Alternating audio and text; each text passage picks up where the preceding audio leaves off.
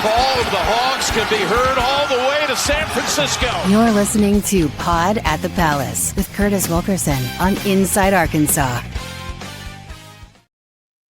Good morning, everybody. Happy Saturday. Welcome into the show. Hope everybody's weekend is off to a good start.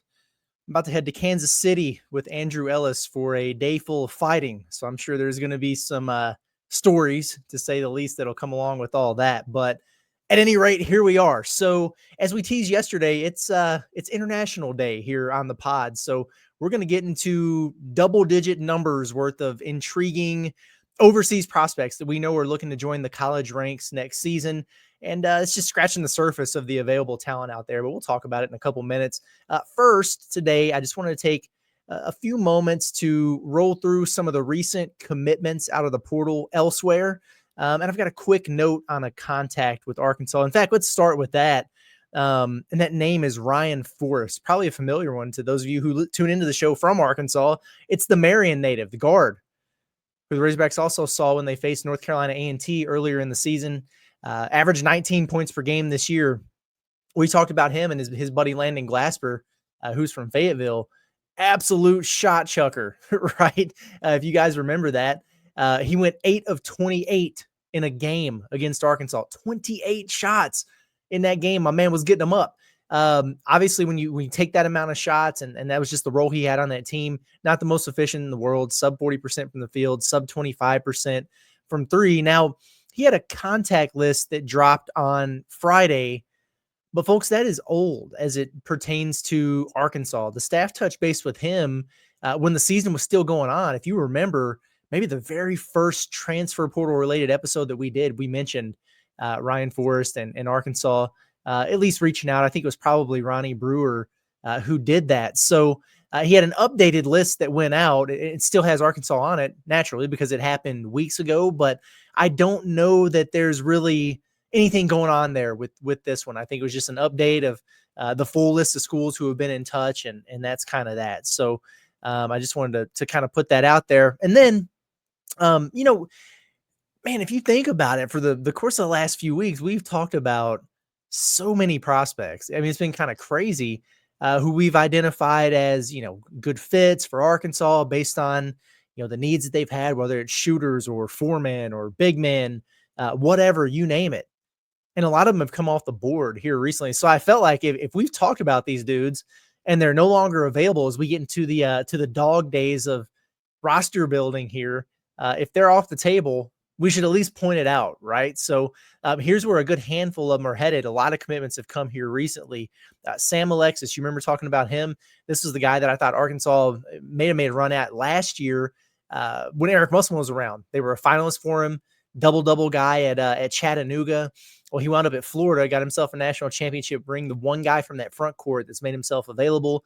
He's off to Indiana. You're seeing a lot of Indiana. The reason why is because they got a brand new roster. Mike Woodson out of there. They got their new coach in, so they've really been hitting the portal hard. Another guy who we just mentioned last week when we did our shooting special, we kind of got into those mid-majors of who could be the sharpshooter if they're looking to add one. And one of the guys that we talked about was Nick Dorn from Elon, 6'7" wing, breakout guy. He's hit 135 threes in 2 seasons. Also going to Indiana. One guy that Arkansas was in contact with, you remember, Kamani Hamilton, the stretch 4-man, big wing maybe from High Point. That High Point team that made the NCAA tournament. They lost to Purdue, played a good game, but he was a good player. Actually, one that, as we talked about it, it's like, man, Arkansas has been in touch with this guy, and he would kind of make some sense as a backup 4 and could probably play a role for you and be decent in that spot. Not a starter, not a crazy impact type of guy, but a solid player nonetheless. He committed to UNLV. Shout out to Josh Passner, who's over there. And that's crazy. Man goes from Memphis to Georgia Tech and then across the country to Vegas. How about that? Kamani Hamilton off the board. BJ Freeman. This was the guy that a lot of people thought was going to join John Calipari at Kentucky last year when he hit the portal. Was Horizon League Player of the Year at Milwaukee, averaged over 20 points per game. Wound up at Arizona State. Y'all remember talking about him? It was kind of a mess there. He wound up getting kicked off the team. As a dude who got ejected from some games. He had some locker room trouble, so we weren't really sure if that was something that Arkansas would pick up on given that. But we did know that in the past, Cal was really high on him. He visits UCF, commits to UCF on the spot, UCF has kind of become last chance U for players who've been in a little bit of trouble or something. I mean, Mikey Williams is over there. It's several guys. The JUCO guy, his name escapes me right now, but that had all the legal trouble, but there was a super highly rated prospect. He wound up over there. It's just kind of been one of those deals. But BJ Freeman's over there now. Another one from that shooting episode that we had, Chris Bell. That was the big wing from Syracuse that made all the threes. I thought he would have been a really, really good fit. There were some rumblings out there that he might have some transcript issues. And I don't know if that means his grades were bad or if it's, credits or whatever. Must be all right because he's going to Cal Berkeley. If you're going, and honestly, Syracuse, good academic school. Cal Berkeley, great academic school. The fit there makes sense for him. He's off the board. Aaron Bradshaw, former big man that played for John Calipari last year at Kentucky, transferred to Ohio State, was in and out of the lineup. He had some, personal stuff going on. I think he was a little banged up at times. Memphis, going over there to join Penny Hardaway. Dylan Mitchell, who we just talked about, he was kind of in that next tier of guys who I thought could actually be impact players still out of the portal. Started his career at Texas. He was at Cincinnati. Just an incredible athlete and a defensive presence. Off to St. John's. They actually wound up getting him. We kind of hinted at that, but thought maybe it wouldn't happen. But now they've got a front court there. It's got Dylan Mitchell, Bryce Hopkins, Zuby Ejiofor. St. John's is kind of cooking. Got to give him credit. Sam Walters, the stretch big man who 6'10" guy, started his career at Alabama, was at Michigan last season. I thought he might be able to fill that backup 4 role. He's off to SMU. It's interesting because he committed to Chris Jans. He was on his way to Mississippi State and then flipped to SMU over the weekend. And then Jalen Celestine from Baylor. He's really a 3. He started at the 4 for him this past season. And it's kind of a stretch guy. Could knock down some threes, pretty athletic, good player.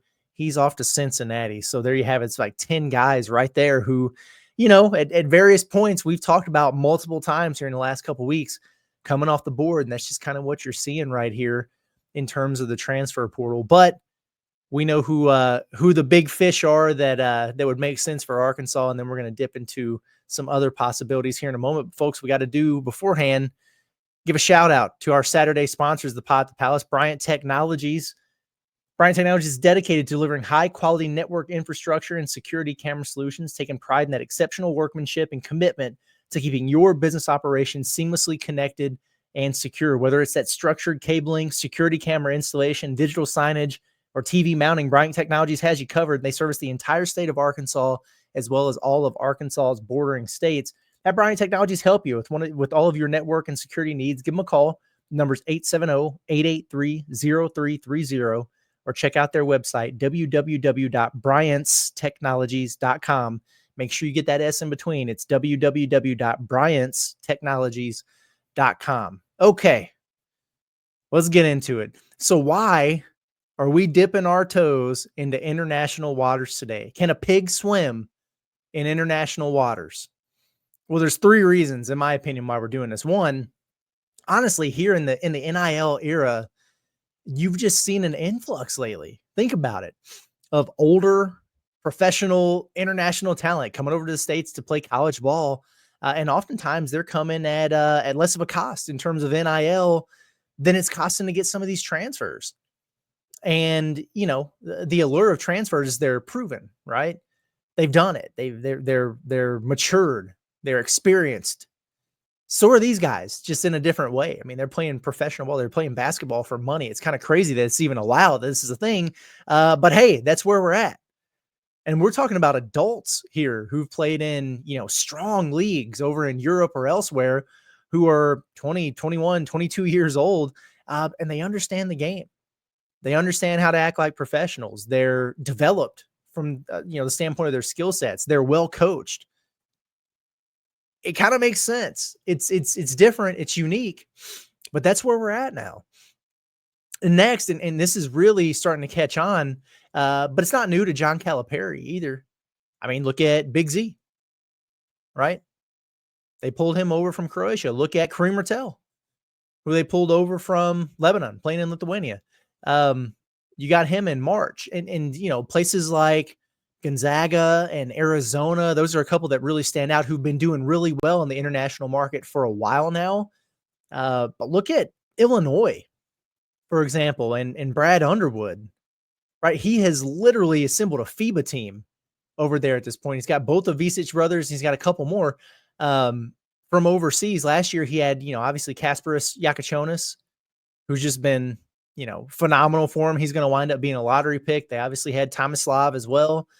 So you're seeing a lot of this. And even just, over the course of the last few weeks, we've seen some of these international players, whether it's, guys from certain European leagues or the Adriatic League or whatever, guys committed to Wisconsin, St. John's, and Kentucky. The list goes on and on and on.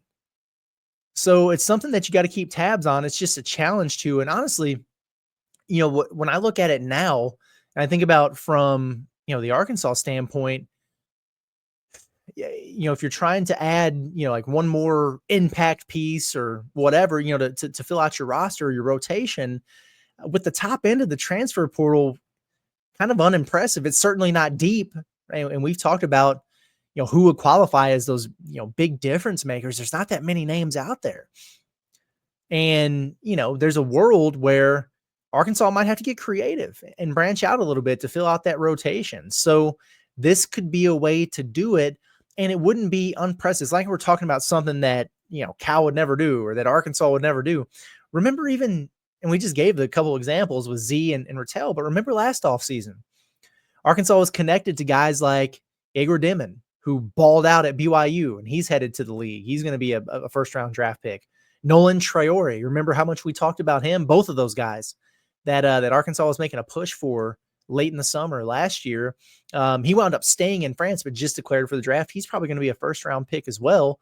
They already got Rattel this year, and they were also in the mix for a big man from Germany as recently as a month ago before he wound up committing elsewhere. So, it's not unprecedented here to think about. Could absolutely be a way that Arkansas goes. In fact, I'd encourage it. Right? And it's funny because now we've kind of talked about all the possibilities, and we'll get into some names here in a moment, but it's like, all right, are they going to get, some pieces out of the transfer portal currently? That's certainly an option. It's still portal season, technically. That would make sense. Do they wait it out to see if that fifth year gets approved and all those names that could become available? It would just be a absolute madness. It'd be a circus. But that would be fascinating. Or could they get some of these freshmen because of things like, these older international and European players coming over and all the transfer portal stuff, that it's almost like freshmen have been phased out a little bit unless you're the best of the best. I mean, think about that list yesterday, 15 top 150 guys who are still available. Could they go that route, or could they go the international route? So who's worth knowing here? I'm just going to be honest with you. Here's the deal. There are hundreds and hundreds of international prospects in different leagues all over Europe and elsewhere out there. It would be impossible to sit here and tell you that I know who Arkansas is targeting, or I know who all the big names and the best players are to keep an eye on. No, I can't do that, right? What I do have is, I think, a pretty solid list here of international guys who are talented, looking to go NCAA, and have either passed the eye test of the scouts that I follow, or they have documented high major interest to where that it would at least make sense. So there you have it. Now, the other thing I'll say as a caveat here is, as we go through some of these guys, take a lot of the stats with a grain of salt. Okay. Some dudes are young guys who are playing up in the top tier pro leagues, who may not be putting up big stats, but the fact that they're playing there at all is a testament to how talented they are.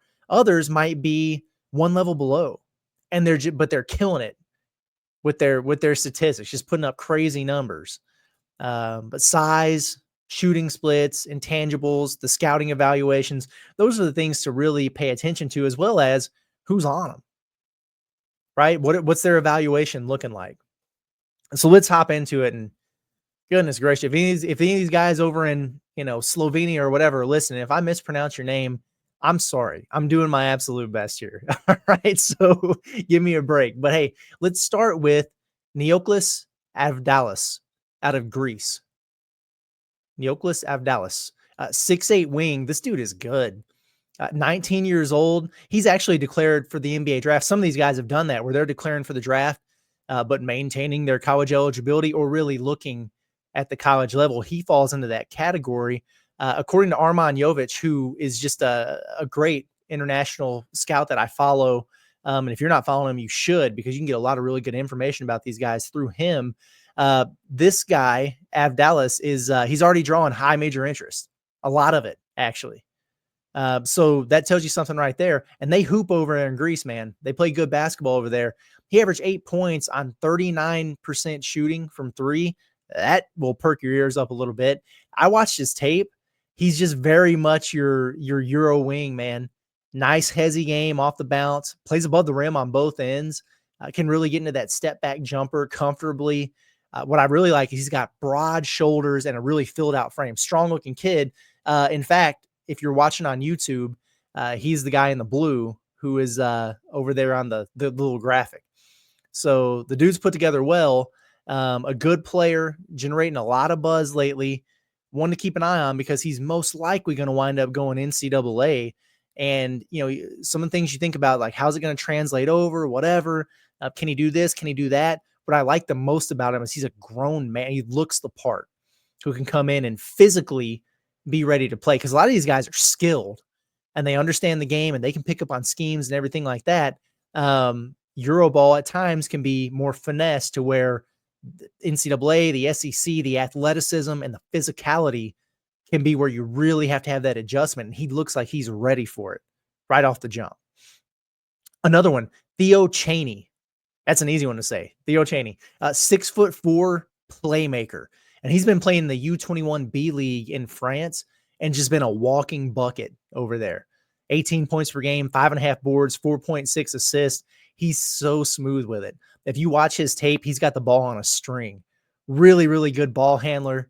Got a little bit of showmanship to his game, some flair to him. Pretty athletic too. One of the highlights, he had an in-game windmill. Anytime you see that, you love to see it. Really, really good operating in ball screen action. He's got good vision, knows how to read off of the pick and roll, knows when to pull up and can knock down the jumper. A good player, Theo Chaney. He's going to help somebody at the high major level. Speaking of France, and if you're looking for a shooter, which, man, I wish Arkansas was, and hopefully they are, Marius Blanca. Marius Blanca, absolutely love this dude. 6'7" wing. You're going to see a theme here of 6'7", 6'8", wings, guards. That's what I'm talking about, man. This one here, Blanca, is 20 years old already. So he'd be one of those, older freshmen, just like Rattel's going to be. Gets into his shot with so much fluidity off the catch. It was a lot of fun watching him. He's just running off screens, curling, reading them well, flaring out, and just right off the catch, getting his feet set, stepping in that jumper and knocking it down, man. Elevates really well, I think, off the bounce. He can elevate over the top of people with that 6'7" frame and get his shot off. Nice turnaround game there. And he doesn't need to get a lot of separation because of his height and his leaping ability, but he can get separation for his shot. He comes with an absolute strap, man. Maybe one of the best shooters that I've been able to identify in the guys that I've looked up here. Marius Blanca out of France. You like big men? There's a 7'2" kid in England just hanging out right now. His name is Louis Obiora. Louis Obiora, 19 years old, 7'2" with a 7'7" wingspan. That'll work. That's kind of crazy, right? Averaged a double-double and nearly 4 blocks per game this past season. I don't know about the level of competition he played, if I'm being honest, from just looking at some of the film, but the scouts are really, really high on him. I think he has maybe the most upside of anybody over there in England. One thing I liked about him, a big man like that, he's going to dominate the competition, dunking everything, blocking shots, whatever. But feet set threes, he can make them out there.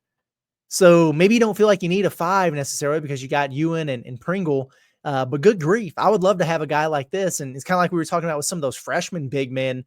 Give Kenny Payne somebody to work with in there and develop. Not a college senior or whatever, who's pretty much is what he is at this point. Get somebody who's got that upside. Let's see if he can untap that potential, man. I think it would be a lot of fun. Another name that I really like, Elissi Assoy. Elissi Assoy, 18 years old, one of the top prospects in Italy. And this dude, he's the exception to the rule in a lot of cases where we talk. I just said sometimes part of the transition period when you come from over in Europe to the States, even if you're one of the older guys at times, is just adjusting to the athleticism and the physicality. Not going to be a problem with the Soy.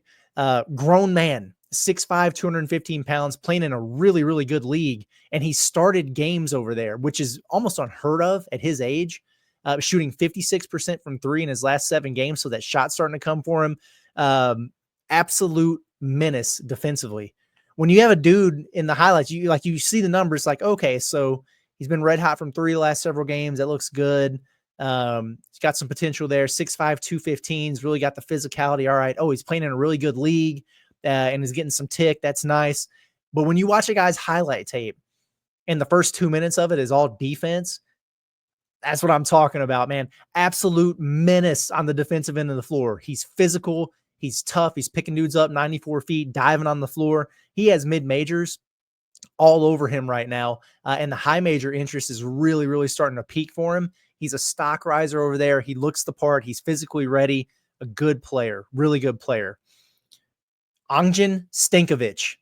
I mean, first of all, Stankovic, come on, man. Get him in here. Serbian, another 6'8" guard, 20 years old. So another older guy. He's been absolutely balling out, playing for the top premier club over in Bosnia, averaging over 20 points per game, nearly 5 assists per game. 5 assists per game as a 6'8" guard. I like the way that sounds. He also played up at a higher level in the FIBA Champions League. This dude is going to be on the floor for a high major. Really, really intriguing piece and another name that caught my eye for sure. Speaking of catching my eye, Elias Rapik. 6'8", 220-pound 4-man, older, 21 years old, adult, right? He's been playing over in Germany. He was actually in the EuroLeague and doing well as a role player over there. Again, those top leagues over in Europe, you got to be really good to play over there. And if you're doing it as a younger guy, I know he's 21, but young, relatively speaking, to the guys who are in that league, you've got to be pretty darn good. And some of those guys will float a little bit. It's almost like G League to the NBA. Like you'll be on the top team, they'll drop you down and you'll play on the, it's almost like the minor league team, right? They dropped him down that one division. He's been going crazy. 20 points, 7 rebounds, 7 assists per game. He's got a lot of point forward attributes at 6'8", 220 pounds. So he's got the physicality and the size, but he can put it on the deck. He can initiate some offense. This dude is tantalizing. And there's actually been lots of Kansas State buzz with him, but I haven't seen anything official on that front by way of him committing. If you get in there late for a guy like that, and we're talking about, who could, take some time with Trevin there at the 4, they don't really have another option there. This one would be intriguing to me for sure. Denis Badalu, 6'8" Romanian wing, absolutely killed it last spring. And that's kind of when he got on everybody's radar.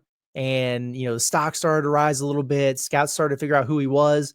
And because of that, he earned a call up to play for Trentino in the Euro Cup. And that's big time. Okay. That's good stuff for those like, well, what does that mean? That means you're good. Okay.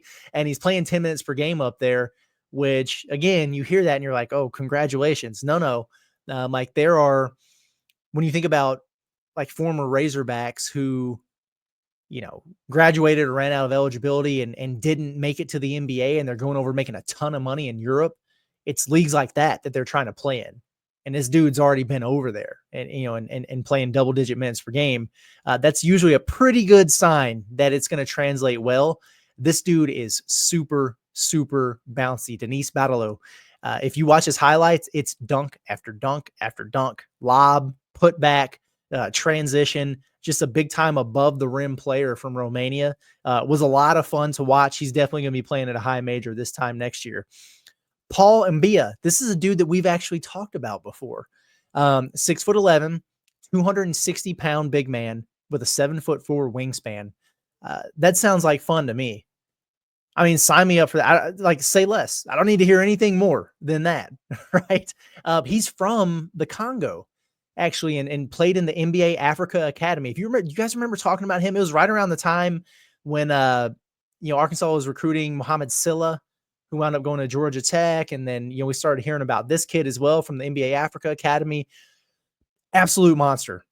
absolute monster. And he's actually been playing in the EuroLeague himself in the top French Pro A league over there. He's actually playing for the team that's owned by Tony Parker, former San Antonio Spur great, actually. So I thought that was interesting. Hot commodity, though. Oregon's staff is actually in France right now checking on him. Like they flew from Oregon to France to watch this dude play. A lot of other high majors are in there on him. I wish that Calipari and Shane Coleman would take a spontaneous trip to France to check this kid out too, because he's really, really good. He's enormous. And again, I know that, Arkansas needs, shooting, maybe like wings or fours or whatever. Like you have particular needs if you're going to round out this roster, but you can't have too many 7 foot, 260-pound guys who have the upside that this one does. So it would be nice if they would get on it there.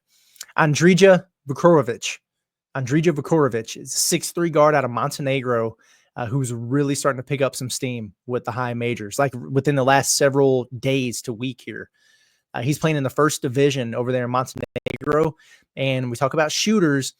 And remember, it's young guys playing up with grown men or whatever, shooting 36% from three on nearly 5 attempts per game. So he's playing against older guys. He's getting his shots up and he's shooting it at a healthy clip there. So another name that I found intriguing. So there you have 10 names right there who will be making the trek to the United States and almost certainly playing high major college basketball next year. Arkansas thought they might need to dip into the international water. Let's say, Jameer Watkins goes, stays in the draft or whatever. And, whoever else, RJ Lewis, anybody else. And you really have a choice to make. Do we want to look at some of the secondary guys in the portal? Or you want to take a flyer on a freshman? Or do we want to look overseas and get a grown man and bring him over here? Remember, when Cal brought Big Z in to Kentucky, he did it in August. It was a late ad. He felt like they needed another piece. Went out there and got him. And with what we know about Arkansas here being, a little bit patient, pragmatic. Somebody said every time I said pragmatic, they have to get their thesaurus out. So I figured I'd throw it in there. But that's the game that they're playing. So it wouldn't be entirely surprising if all of a sudden you heard a splash from overseas for the Razorbacks. It would be pretty cool if it happened. Shout out to Arman Jovic, Jonathan Givoni, Daniel Poneman, Matija Mihailovic for their hard work in the international scouting and agency game, because they are the only reason whatsoever that I was able to find these names, learn about them, watch some tape, speak semi-intelligently today about them, and bring them to your attention as some guys who I think would be a lot of fun anywhere, but particularly if 1 and 2 on 1 to come over to Arkansas, I'd be down for that as well. So there you have it. As promised, it's International Day here on the Pod at the Palace. Appreciate everybody for tuning in, tapping in as always. Hope you're enjoying your weekend. Continue to do that. We'll be back bright and early Sunday morning. Make sure you get subscribed to the YouTube channel at Inside Arkansas. Find us where you find your podcasts. Pod at the Palace can be found on Spotify, on Apple, wherever you listen to your pods. We'll be back in the morning. Y'all have a good one. See you next time.